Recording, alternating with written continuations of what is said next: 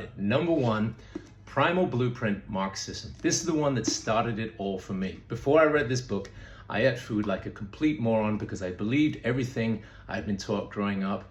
Eat 3 square meals a day, plenty of nutritious grains, stay away from those dangerous saturated fats and so on.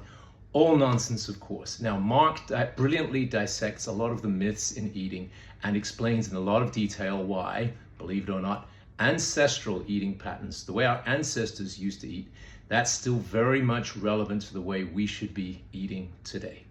Number 2 on my list, I read a lot of these books on my Kindle, so I can't hold it up, I'm afraid. It's Perfect Health Diet, and that's Paul and Shuqing Jaminet. And these guys are like the geeks of nutrition. So what they do is put a lot more meat on the bone, if you like. They go into a lot of detail on exactly how much of your macros and micros you want to be eating per week. They explain in a lot of detail as well the importance of fasting, the importance of having periods of absence of food. And another thing they do is dissect these health markers, just in the same way that a lot of official eating guidelines are based on questionable logic. A lot of official health markers, resting heart rate, blood pressure, triglycerides and so forth, are based on studies of unhealthy populations. So they might not be the best numbers to be using. Number 3 would be Story of the Human Body, Dan Lieberman. Wow, what a book. I truly think everyone working in the fitness industry should be forced to read this book. There are thousands of movement coaches out there talking about functional training who have never spent 1 minute studying anthropology. Now that's ridiculous, isn't it? So you need to know how we evolved if you are going to talk about how we should be moving. And one of the concepts that comes out of this book, Dan's book, which is brilliantly explained, is the idea of mismatched diseases. So we evolved to do certain things in this type of environment.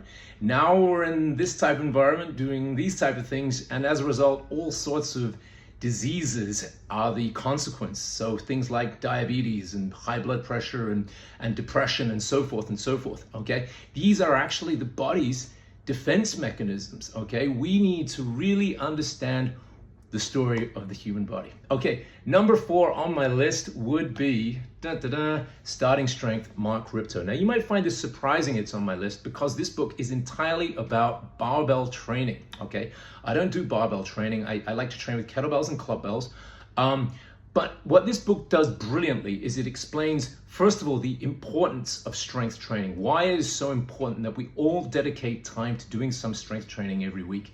And the other thing it does is it explains in such detail, such precision, how we should be doing the strength movements, which Mark Rippetoe personally advocates. And even though I don't do those movements, I don't train with barbells anymore, Mark just raised the bar so much in the fitness industry. Mark, I know you probably hate what I do because I train barefoot and I don't train with barbells, but if you can find it in your heart to forgive me, I'm a huge fan of yours. Okay, last one on my list, number 5 would be Move Your DNA, Katie Bowman. Katie is to movement what Mark Sisson is to nutrition. Okay, so she explains why ancestral movement is still so important to the way that we should be moving today.